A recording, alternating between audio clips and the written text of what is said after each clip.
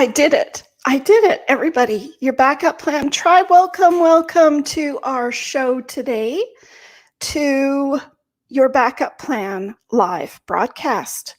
And what a better way to start off or end the week with a special guest who is something that all of us struggle with, finding either the perfect relationship or the best person to be with. And whether you're whatever kind of partner that looks like for you. So today is a very special show.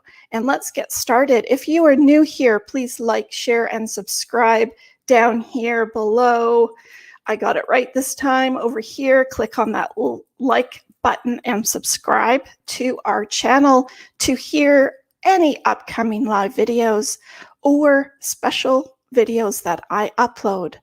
So if you are new here, my name is Tina Ginn. I am an emergency preparedness coach, a best-selling author of In the Blink of an Eye. I am a best-selling author, a financial expert, and an app developer of Your Backup Plan app. And I'm located here in beautiful Vancouver, BC. So welcome to our live broadcast today.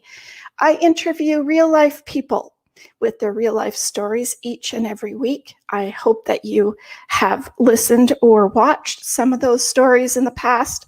They're beautiful, absolutely wonderful people I meet. So what is Your Backup Plan app?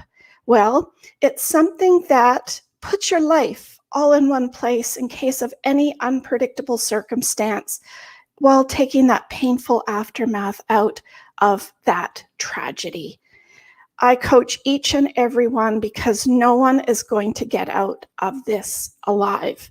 No one is Superman, and why not look at what we can do today to be protected for that unexpected. I'm losing my voice today. Excuse me. And so I welcome each and every one. Your Backup Plan app is on all of the platforms, and the Emerging Blueprint is coming very, very soon, launching very soon, close to the next month or so. So welcome. I'd like to welcome my German listeners. Meine deutsche Freunde sind in unserem Podcast willkommen. Wenn Sie Kommentare haben, können Sie gern Fragen stellen. Alles danke für deine Freundschaft. So thank you, my German listeners. You guys are kicking ass when it comes to listening to our show. So I'd like to come and welcome Jonathan Aslay. He is a dating and relationship coach specializing in midlife. So why not listen to everything Jonathan has to say for us today? There he is. Tina. Hi, Jonathan. Thank you for coming on. Oh, well, I'm honored to be here. Thank you so much. I'm excited. Prepared for any emergency. Yes, we try, don't we? Yeah. I am going to read a little bit of a bio of Jonathan here. He is America's leading midlife dating coaches, has expanded into a deeper essential philosophy of what it truly means to love. After losing his 19-year-old son, Connor, in 2018, Jonathan's grief led him on a soul-searching inner journey, which he became aware of often overlooked dimension of that dating conversation. And how true is that?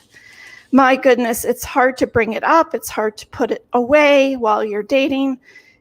You never know what to do with that sort of thing. So you have a book that you've wrote. What the heck is self-love anyways? I think everyone should have it at their bedside, in their kitchen table. Yeah. We all need it. Definitely. You have a podcast on Apple that you could tell everybody about, and a wonderful YouTube channel with great topics like never chase him, do this instead.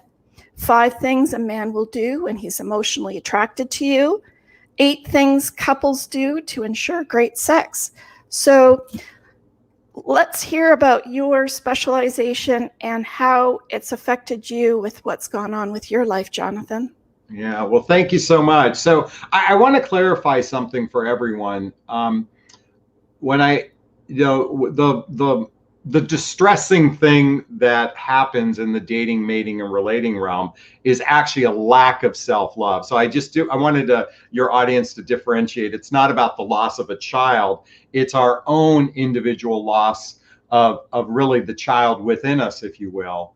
And many people suffer from, I'm not good enough, I'm not lovable, I'm not likable. So when a person is suffering on the inside and they're seeking outside validation, which many people are in the dating realm, is we here in the United States anyway, we're suckling on the nipple of, I need you to love me so I can feel good about myself, instead of, I feel good about myself and I'd like to have a partner in my life. So I just wanted to differentiate that when you shared my bio, because dating is a challenge, and if if anyone tells you otherwise, that's a crock, because it is challenging, and mostly challenging because the average human being does very little personal development, self-help, and spiritual work to shore up their emotional maturity. And it's fascinating to me because, and I say this because I was blind to this as well, I was naive to this as well, but the average person spends more time brushing their teeth, combing their hair, taking a shower, and buying nice clothes for themselves so they can look good, and yet their emotional maturity is very weak. And this is true for men and women equally. This is not, women oftentimes, because they tend to think of themselves as emotional beings or a capacity to be emotional, that doesn't mean that you're emotionally mature. So just because women tend to express their emotions much more freely than men, and men, because men have been taught to stuff their emotions, I am here to say that the average couple has very weak emotional skills. This is why the couples therapy is overflowing with couples, because they don't know how to communicate with one another. And that's just the tip of the iceberg of what I can talk about. Exactly. There's so much to talk about. And I appreciate your YouTube channel because you have great topics each and every week. And I think it's hard when you're grieving, when you have a loss, whether it's that job, that career that you lost, or a son or a daughter, or a parent, or a family member, or divorce. It's hard to find yourself again. And who are you? And when you start thinking, well, I'm ready, or why not? It's hard to overcome the challenges of, what do you talk about? Like, do you express all of those feelings? You don't want to bombard that new person with all of your crap. So, of course, that's the hard part, I think. Well, it's interesting. So, and I absolutely agree. You don't want to vomit on a first date, all of the stuff that's coming out of you. And certainly folks who have had loss. And the reality is every human being is going to lose someone in their life. And each loss is kind of unique. For example, my mother passed away a few months prior to my son passing away, and both were unexpected. With my mom, as an example, she's 88 years old, lived a good life. We actually did get a chance to say goodbye to her, but I have a different, relationship with that loss versus my son, unexpected, didn't get to say goodbye. And it goes against the natural order of things. So my mom, expected, even though it was a little bit, came out of the blue. The other one, absolute shock to the system. So, okay. Yeah. And it could be, and as you shared, it's not just loved ones, or immediate family. It could be, certainly it could be a spouse. It could be losing a job, having health issues. That all affects our dating life. Now, or let me reframe. When I said dating life, what I mean is our capacity to get to know another human being. Let's think about that for a second. Dating is a process of getting to know another human being, and the purpose of dating is to decide if you want to choose to be in relationship with someone. So, going back to what you said, how much do you share in the beginning? Well, for example, so I'm single, right? I'm single at this point in my life, and I'm actively in the market for, or I'm holding space for my soulmate and I to find each other. So let me just say that. With that said, I'm on dating apps, for example. When I communicate with someone, I actually share right away that I lost a child. And sometimes I do it via text versus verbally, and let me share why. Because it gives a time for that person to process how they might feel about this. And then actually how they respond gives me clues to how deep they are or how empathetic they might be as a person. So, and most people struggle with this one. That's a good trick. Well, yes, I would prefer not to characterize it as a trick. I do. It is, though, a test, I will say, for me, because, and I recognize people struggle with this one, you know, like, and by the way, for everyone listening, I will tell you, I'm not comfortable when someone says, I'm sorry, you lost your child. I can't stand the I'm sorry, because you didn't do anything wrong. And I recognize it's uncomfortable for people. So I did a video some time back saying what to say to a grieving parent. And when someone says to me, oh my gosh, that's terrible, can I give you a big hug? That to me has more power than apologizing for something you didn't do. And I know it's not meant that way, but the reality is that what the words I'm sorry is typically said when we do something that, you know, it's like stepping on someone's toes. I'm sorry, I didn't mean that. So with loss, it's more empowering to say how tragic, that's terrible. Can I just give you a hug?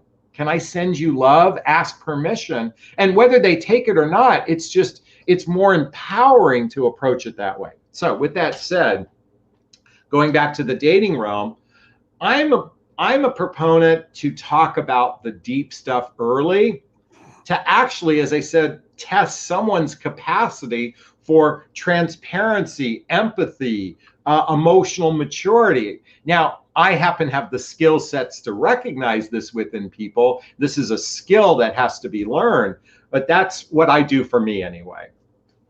I think I'd like to add to that, because I have sat with someone before where you don't mention anything beforehand by text.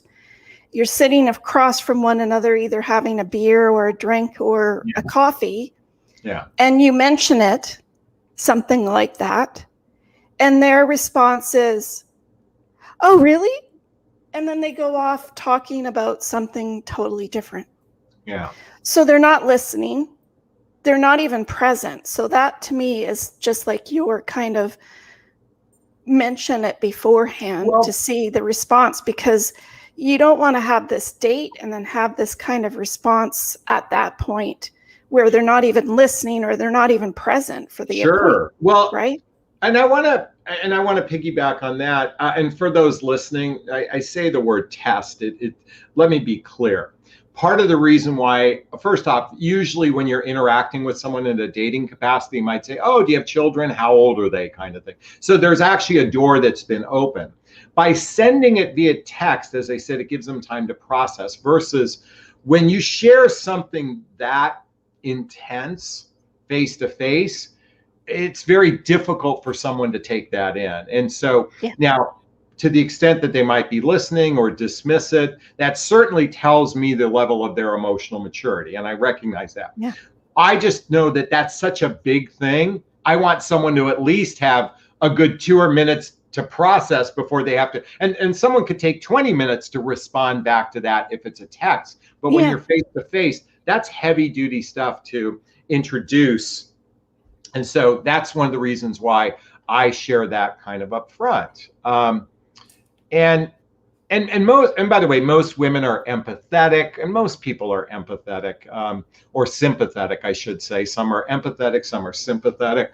And it's interestingly enough, it shows a level of depth versus the surface conversation. So in dating today, I can't stand when I swipe right on an app like Bumble and someone just says hi.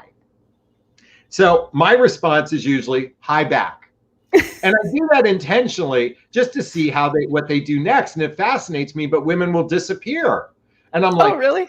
yeah, they absolutely disappear because they don't know what to say. Well, I don't either. They don't know what to say next, or they're afraid to say something next. But I'm attracted to a demonstrative, effusive woman who would say, oh, like I see in that photograph that you climbed the Eiffel Tower or something like that. I don't have that, but I'm just using that as an example. At least ask a question to go beyond the surface. So many people are dating today with surface conversation. It's like the tip of the iceberg instead of the depth that I promote in my work. Yes, I've noticed that with when somebody says hi and then you say hi back, it's like as soon as I read it, I think, oh, we're going to play this game, are we? Well, and I do that. Well, to me, I match their energy. I match them with what they gave me. Right. So what happens next? And it's not a game. I value my time.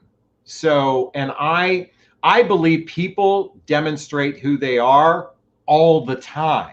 We sometimes say, oh, that they're just nervous or they're just this. Well, if you're nervous, then go work on your shit and then come back to me. I'm sorry, because I'm not nervous. I'm here fully present, open, and receptive to love. So that's what I want from someone else. Yeah. From the beginning. Now, a lot of people could say, well, that might be a little bit intolerant of you, Jonathan. No, it's actually, what I look at it as a filtering mechanism, because here's the thing, Tina, about dating. So as a dating relationship coach, one of the things I teach women is what I call is basically pre-qualifying your prospect. So 99% of dating coaches will tell women, for example, is go out and on a date and just have a good time. Just go out and have a date, just have a good time. Being your feminine energy, just have a good time. Well, so here's what happens. You're just having a good time. You meet a man, you have chemistry, you have pretty intense chemistry. You get in bed, you sleep together. And then oxytocin is released. And for those who aren't familiar, it's a bonding chemical that is released during sex. And a woman bonds to a man only to find out 6 weeks later, he's so incompatible with her. But she's already hooked. And then she'll waste sometimes 2 years of her life with the wrong person. I'm here to say, before you ever go on a date, pre-qualify your prospect, and not by your standards of I want this height, I want this income, and I want this car, and I want this house. That's setting yourself up for failure. I'm talking about asking the deeper questions of compatibility before you actually ever meet someone. That way you don't have to worry about getting hooked by chemistry only to find out you're incompatible. Compatibility should be the first thing you talk about before you physically meet someone if you're meeting through an online medium. And by the way, 90% of all first dates these days since the pandemic is happening through our devices. Because people aren't meeting organically, and they barely meeting organically. So with that said, I teach how to determine who's truly compatible with you, how to ask the right questions in the dating process, and then vetting for emotional maturity. And that's the key piece here, is emotional maturity. Because here you have this great chemistry with a human being who has weak skills at communicating their emotions and feelings, and doesn't know how to do what I call fighting fair. And what that means is understanding good conflict resolution skills, and then the mechanics to a healthy, happy relationship. The average human being is winging. I do this on my videos. I go winging it. They don't have a clue. And that's what I help women with, is get that clarity, because once you have clarity, you have confidence. And once you have confidence, you make better choices. Having been in the business world and interviewing clients, I look at it kind of the same way as that type of interview. But when do you talk about these tough topics of loss? When do you bring that up? When is it safe? Well, so in my particular case, it's almost I mean, when someone says, "Oh, how many children you have?" That's like one of the first kind of questions that comes about. How old are your kids, kind of thing. So I pretty much have to bring it up quickly, and I'm okay with it. What's most important is I'm okay with bringing it up. I'm not feeling uncomfortable bringing it up.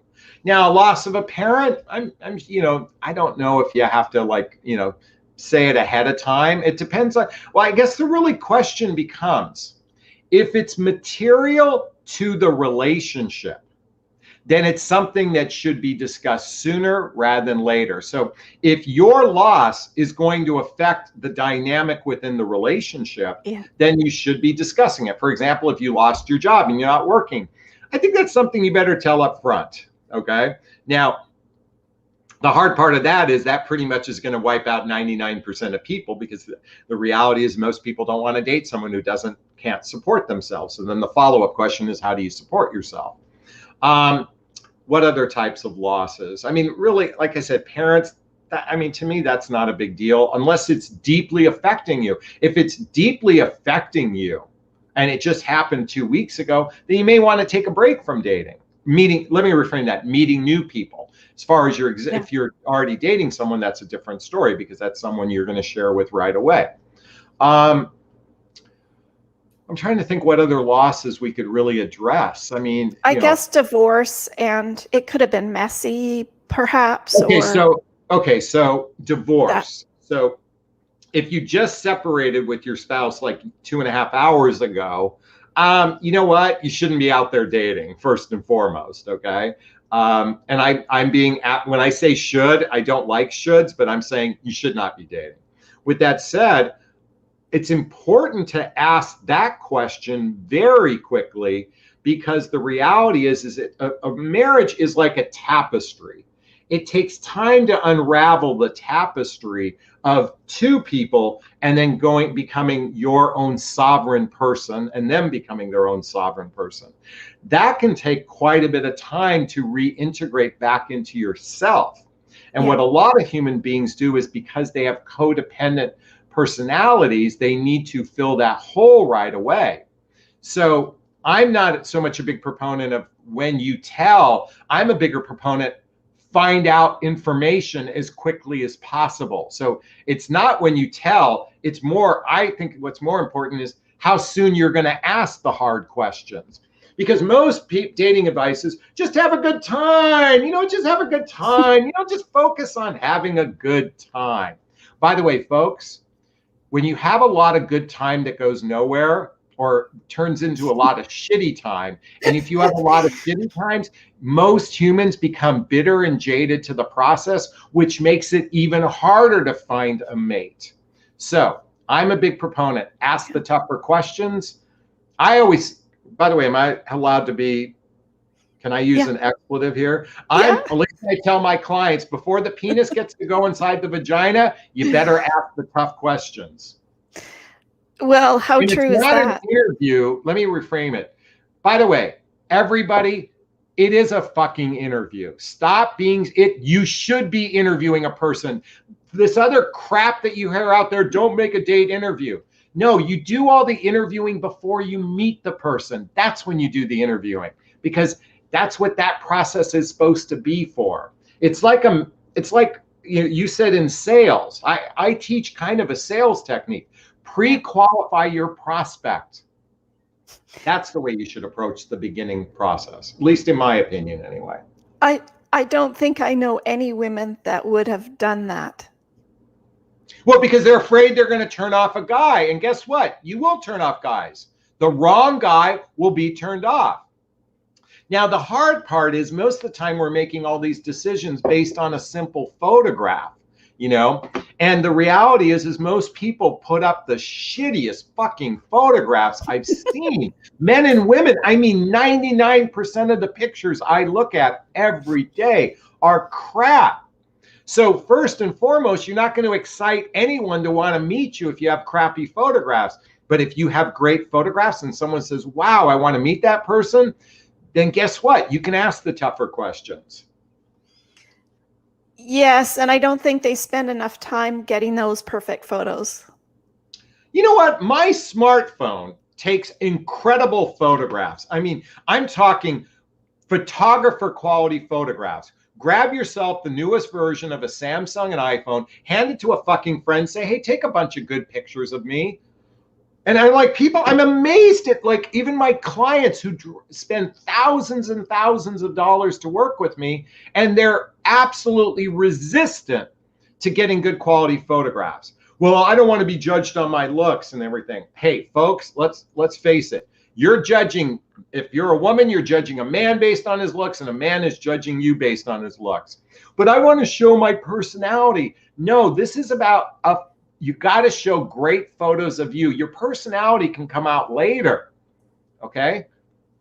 And it cracks me up how many, a picture of a sushi plate you ate the night before, and a sunset. I'm like, okay, I get that means something to you, but it doesn't mean shit to me. I need to know, you're selling me. You have to sell me on why I should talk to you. Ladies and gentlemen, do a better job. Isn't that the truth? Yeah. I have seen some bad photos. I'm actually a photographer by trade, and it's interesting to see how many people, when I sit in front of them to shoot, they're so scared and worried. They're so beautiful, but I have to get their personality coming out of the photo. That's my goal. And that's what everybody's goal should be. Don't worry about what you look like, but get that happy, well, there's bubbly by the way, there's right? the easy, I will teach everyone right now the easiest trick to show great energy in a photograph. Would you like me to teach your client, your audience? Sure. It's really simple. Chuckling. Now, here's what happens. I'm doing that. Very uncomfortable, and I'm moving. But the camera picks up the energy, and it'll do a still shot. Because here's my normal smile. But here, you see the energy difference? And my normal smile looks terrible on camera. But everybody tells me, oh my God, Jonathan, you're so photogenic. Because I learned this secret, chuckling when the camera, and you can, it's okay to move. You don't have to be still. The camera will do the work for you. Yeah, no, I agree. And loosen up. Well, that's what chuckling does. It loosens you up. Yeah. I agree. Loosen up. So, if you've been through a horrible divorce, which I'm sure many of your clients have, or a loss like yourself, when do you feel that you can really delve deep into those next, like, is it 3 months down the line that you really start getting into it, or a month, or does it matter with the other person that you're with? Does that make any sense? Well, so it's interesting. After my son passed away, I had found out about someone I know who had just started dating a man, and she lost her son. So it was like literally 3 weeks into the dating process with someone, and he happened to be there when she got notified. Talk about a scary thing. Well, going back to a child, that's pretty much going to come out quickly. So with the divorce, I'm sorry. We were talking about I apologize, when to date. So with my son, I did start dating 6 months or so after he passed away. But I was going through a lot of other stuff in my life, and that was just one of like 10 things that were going on. So in many cases, I was still trying to fill a void. So I would say a good year or two of grieving has been under my belt since then, and I feel like I'm in a much better place. With the divorce, the challenging part of divorce is, for the most part, you're stuck with that other person. If you have children with that person, you're stuck with them for the rest of your life. So I guess it depends on how contentious the two people are together and how much time you've been apart. Many people immediately go back in the dating realm, and I'll never forget, I'm going to tell a quick story to your audience. So when I got divorced, I immediately went online dating, and about 4 months into dating, and my ex-wife and I were separated, and my profile said divorce because I just didn't like the word separate. I felt like we were divorced. And a woman, I wrote a woman and she wrote me back and she goes, how long have you been divorced? I go, well, we just got separated a few months ago. And she wrote, reach out to me in 18 to 24 months after your divorce is finalized and you've had 1 to 2 transitional relationships. And I'm like, what do you mean by this? She goes, trust me. And I don't know what she just said, trust, she goes, that's my rules or something like that. Sure enough, about 2 years went by. I had 2 relationships. And then I came across her profile again. And I reached out to her and I go, I got what you mean. Because that's what happens. We temporarily park our car somewhere in another relationship only to find out we're not ready. And sometimes we do it again and again and we're not ready. That's why she said 1 or 2 transition relationships. So my clientele know you don't want to be the first person you don't want to be that first girlfriend or boyfriend for someone that just got a divorce, because it's usually a transitional relationship. Now, the other thing is to fear, given that 65 to 70% of second marriages fail, you should be really pre-qualifying your prospect even better. Yeah. And you don't want to take on someone else's baggage until they've addressed their own baggage. So talking about baggage, does that mean that if we're not ready or prepared to talk about our loss, like if we're or divorce, if we start talking to you and we start crying, then obviously we're not ready. We're not ready to, would you say that? No, I wouldn't necessarily. That's true. Because I'm going to cry for the rest of my life. So it's going to happen. I cried yesterday. I was, there's a picture of my son. Didn't trigger me, but I was going through some other photographs and bam, triggered me. Boom, I started to cry. So and even a divorce, we could certainly mourn the ending of a relationship. There's no doubt about it. Here's the thing. This is why I'm such a big proponent of my book, What the Heck is Self-Love Anyway? For everyone, it's on Amazon. My invitation for everyone is focus on your personal development, self-help, and spiritual work. And all of these, you won't even have to ask the question, you'll know. When people invest 15 to 30 minutes a day on their own self-worth, self-confidence, self-esteem, they're naturally going to be able to navigate the process with much greater ease than those who don't. So rather than maybe answering that question, I'd rather encourage everyone, do work on yourself. Read a book every day, watch a video every day, listen to a podcast every day on personal development, self-help, and spiritual work. And spiritual, simply, it doesn't mean religion. It just simply means your inner spirit. That's what spirituality means. So you can tap into your divine self, that part of you that actually has intuition. So you can navigate life through your intuition versus your head, because your head will fuck you up all day long. The ego is insidiously snarky. So anyway, I can talk about that all day long too. But well, they talk about head and heart. Yeah. Head and heart, head and heart. And just when you think you've got it straight in your heart, your head comes over, to something else. Well, what's interesting, most people get this wrong. So I want to say this for your audience. I've heard this time and time again. Women will tell me, my heart says stay, but my head says go, right? It's actually the other way around. Your heart knows you should leave this relationship. It's your ego that's fucking with you. The ego is snarky, insidious, and wants to fuck with you because it wants to teach you how to listen to your heart. Your heart is your intuition. It knows everything. It truly does. Now, you might think it's your heart because you're attached to another human being.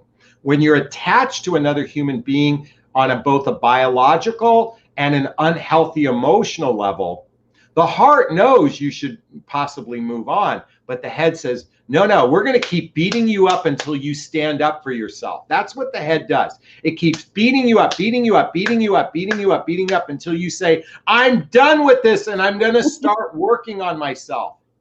And then the heart will start to take over. But most people get it the other way around. I hear this time and time again. Yeah. Or at least this is, by the way, everybody, I'm merely sharing a perspective. If it doesn't resonate with you, that's okay. I'm not saying truth. I'm just giving you a perspective.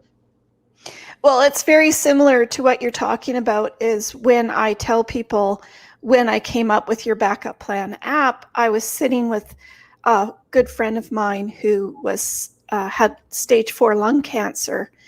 And she made it very clear to me about going into the hospital for tests and never coming out, what that looked like. And when you're actually sitting there and you go outside and you say, I just want to see the birds, I want to feel the breeze, I just want to be present. And that was my main goal, to make people be present. And it's very similar to what you're saying, is if you're not wanting to be present with the person, if you don't want to feel where they're coming from and ask those appropriate questions and help them understand where you're coming from, I don't think things will really work out. I think through your course or program, there's probably some very good questions that people can get under their belt to give them that strength and courage to be upfront, be present, to feel what they're talking about, feel what they're doing, feel what they're saying, and appreciate them or not appreciate them, but you decide, right? Yeah. So in my private coaching program, my boot camp, I just had a client who just finished up the 6-week program I created. It's called Shortcut to Mr. Right. That's cheesy. I'm going to own it. It's like, because I had to come up with a name. That's cute. Yeah. What she said was, she goes, Jonathan, while I learned so much about men, I can't believe how much I learned about myself.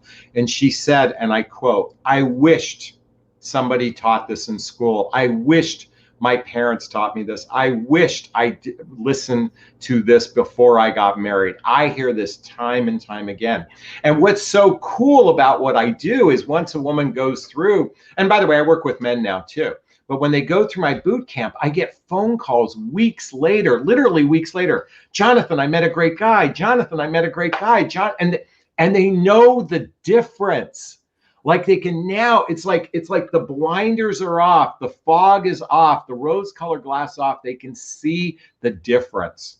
And I am so blessed and grateful to be able to pass on this wisdom that I feel like I've generated to people to change their lives. And I can't begin to think of how many countless marriages, engagements, and living together arrangements that people have after listening to my content.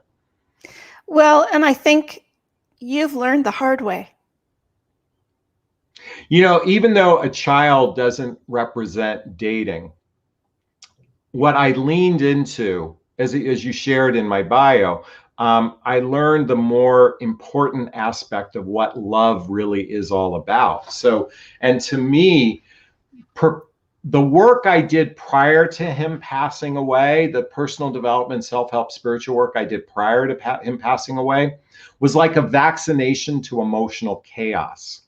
And so much just like the work you do, being prepared, right? I'm here to say self-love prepares you for almost any challenge you face in your life. And by the way, self-love can turn some people off. So let me just help everyone out. Self-love means self-worth, self-reliance, self-esteem, self-confidence. It's all those self words wrapped into the L word.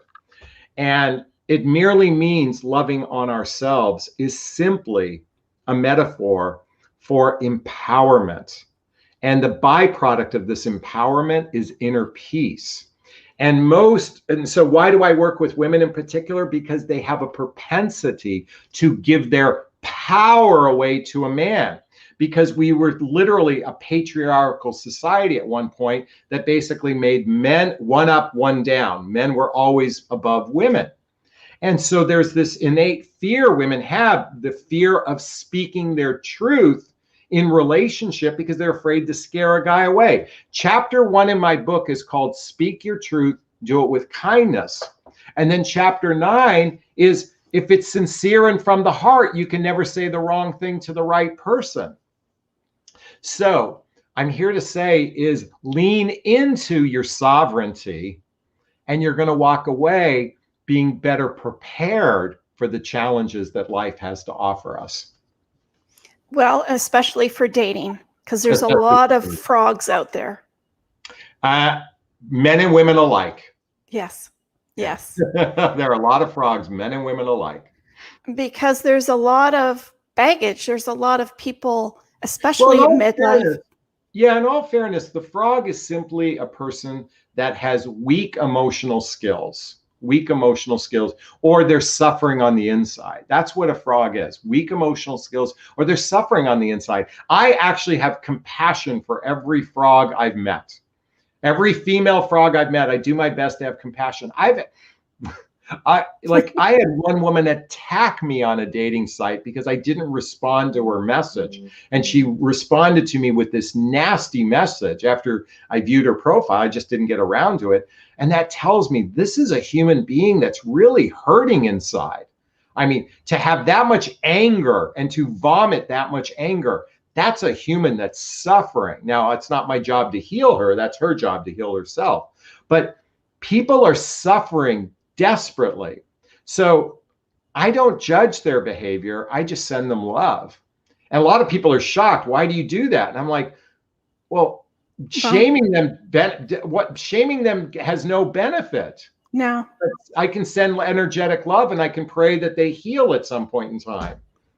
Well, you don't know what they're going through, obviously, but yeah, they're only thinking of themselves at that moment and not of anybody else. Most people date selfishly, by the way. Women and men alike date myopically. They're hyper focused on their own needs. And I know women tend to carry the badge of the givers or the nurturers in relationship. They're equally, by the way, and I'm saying this, men and women are equally myopic, selfish, and clueless. And men tend to get thrown under the bus more, but believe me, women are equal. Yeah, you wouldn't think so, would you? Well, it's all dependent upon how much work you've done on yourself. So see, but you said that as a woman. That's right. Right? Because that's what you see. So you're myopic to this.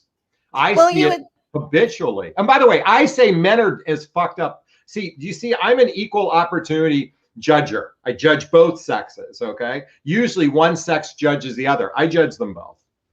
No, I think they're both fucked up, but absolutely. But I wouldn't think so. I wouldn't think so, because I think women are a little bit more sensitive to people's feelings, I would think, but maybe that's not true either. Maybe it's just me. Well, okay. So being sensitive to one's feelings. Okay. So sure, like there are plenty of women who are people pleasers and overly sensitive, but that's not a healthy state of being. Actually, people pleasing is an unhealthy state of being.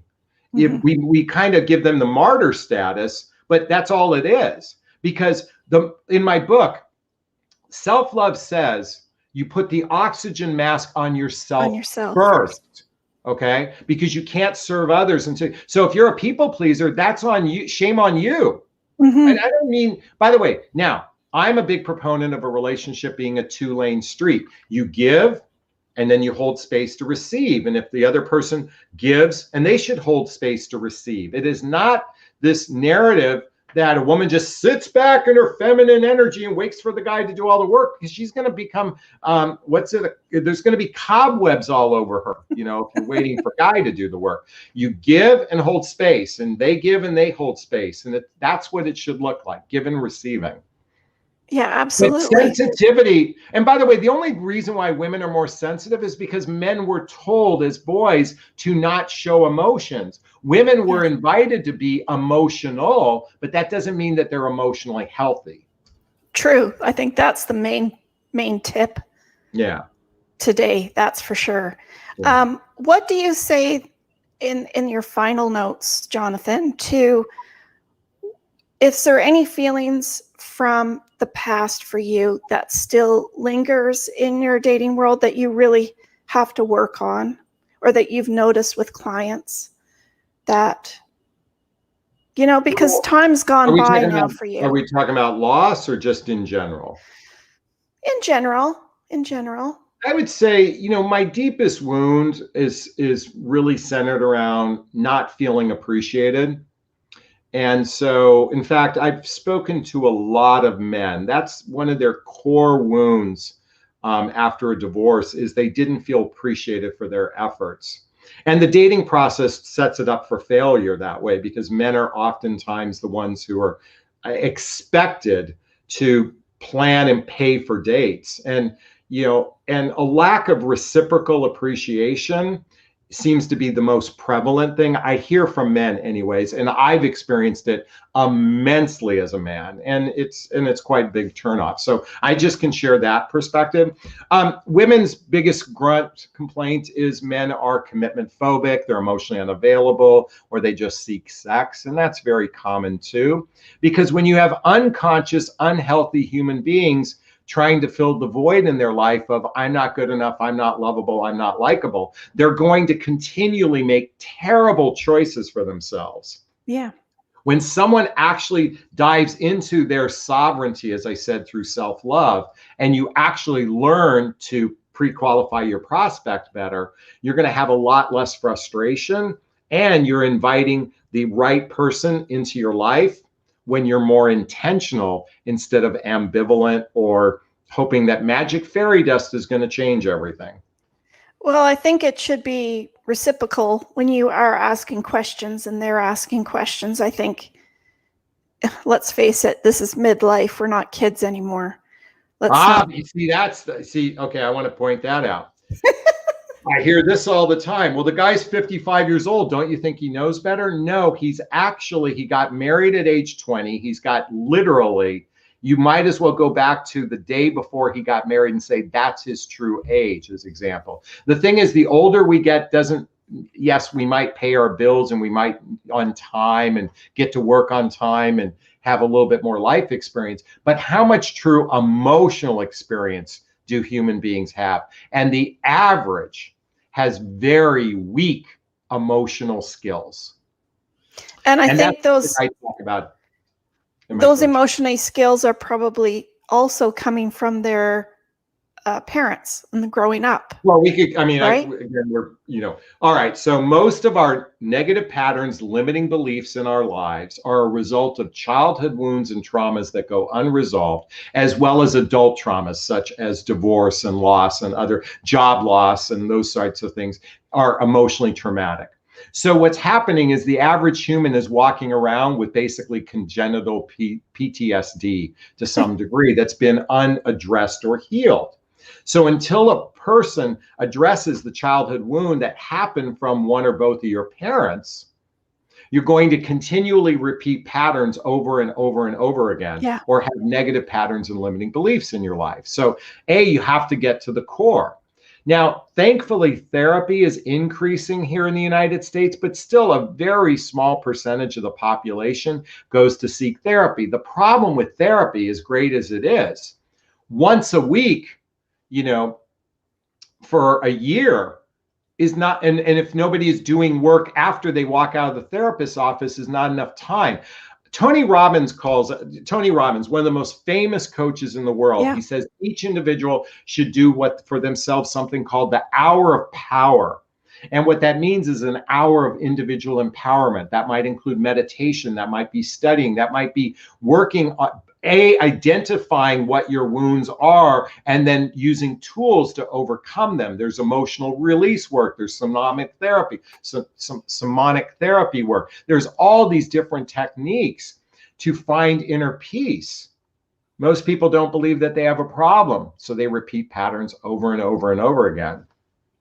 Until they get the wake-up call. And for some people, the wake-up call might be a job loss. That might be the wake-up call. It might be a loss of a child. It might be a health issue. The problem is 80% of humans, instead of addressing it, they use drugs and alcohol to self-medicate instead of addressing the problem. And by the way, everybody, I know this because I was a drug addict for 10 years after my divorce. Or not 10 years, excuse me. 5 years prior to my divorce and 5 years after my divorce, I was using drugs and alcohol to medicate the pain I was in. Yeah. And so I had to have a big wake up call when I lost all my money and was literally, I got humbled. I had to move in with my mom and dad in my 40s in a retirement community. And I said, I've got to change this. And I used to live in a $2 million home at one time, and I used to have a $250,000 a year job. So when typically it takes a humbling event to shift someone into personal development, self-help, and spiritual work. And not everybody gets there. Only maybe 20% of the population take advantage of the wake-up call. Most people go the other direction, which makes them, so it makes our vast population incredibly dysfunctional. And you might be going, Jonathan, well, then what's the point of doing this? The point is simply this. Life is a journey. Sadly, my son, the one who passed away, his journey was short. He had a short film. My film is a little bit longer.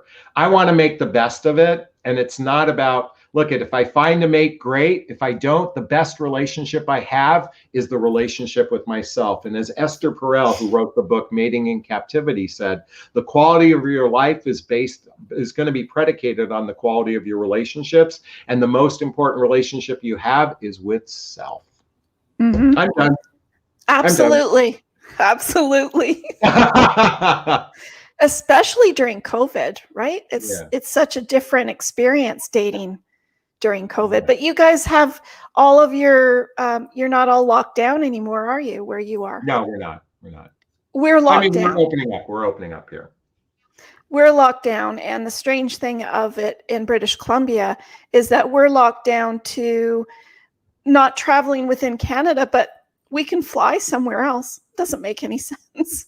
You know what? You guys, I mean, I used to have great respect for Canada until I saw what they're doing now. Yeah, exactly. But I do love Canadians. You step on their foot and they're the ones who say sorry. Yes. I say sorry a lot. Yeah. Well, thank you so much, Jonathan. It was a delight to have you come in and give us a quick summary of everything that you talk about. Listeners, if you haven't gone to see his YouTube channel, you should definitely Links do that. below. Awesome. I think I have it right down below, but I will double check to make sure. But you talk about so many interesting topics, especially now during COVID. Some of the apps that you've worked with and some of the people that you've worked with and some of the concerns that come up for people. I enjoy watching them myself, and that's why I had Jonathan come on, because I think that we all get stuck up with ourselves and we don't realize what an impact we have in life, and why not, get better prepared for yourself, which is kind of ironic how I make people get prepared on the outside and you get people be prepared on the inside. Amen. So thank you for doing that. That's great work. My pleasure. Well, thank you for having me. I appreciate it.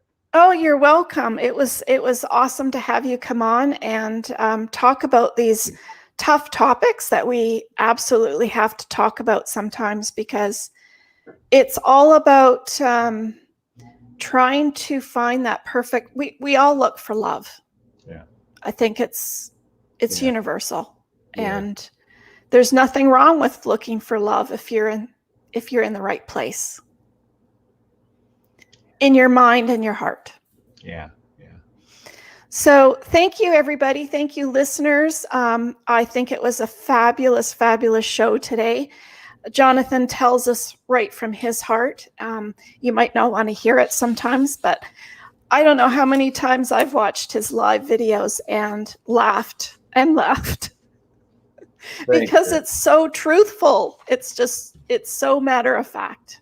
Thank you. I appreciate that. So thank you. Danke fürs Zuhören, meine deutsche Freunde auch. And I just wanted to thank my German friends. Thank you for the lessons that we've learned today from Jonathan and his. What is your website, Jonathan? JonathanAslay.com. It's in the links below. Okay, perfect. And the lesson before the emergency is planning. Don't wait, just like dating, don't wait to plan after you've met somebody and you're trying to figure out after 3 or 4 months. Do it beforehand. Get your questions set and figure all those types of things out. Thank you for our listeners for our podcast as well. Remember, you are not Superman, and it's time to get prepared for the unexpected. And I always end our podcast and our live stream with Carol Burnett. And I know Jonathan knows who Carol Burnett is. Sure. Because of our generation. I'm so glad we had this time together just to have a laugh or sing a song. Seems we just get started, and before you know it, comes a time we have to say, so long. So long, everybody. So long to your backup plan tribe. Much love. Stay safe. And thank you, Jonathan, for coming on today. And thank you, listeners. Stay there. I'll just end the live video. Bye. Stay safe, everybody.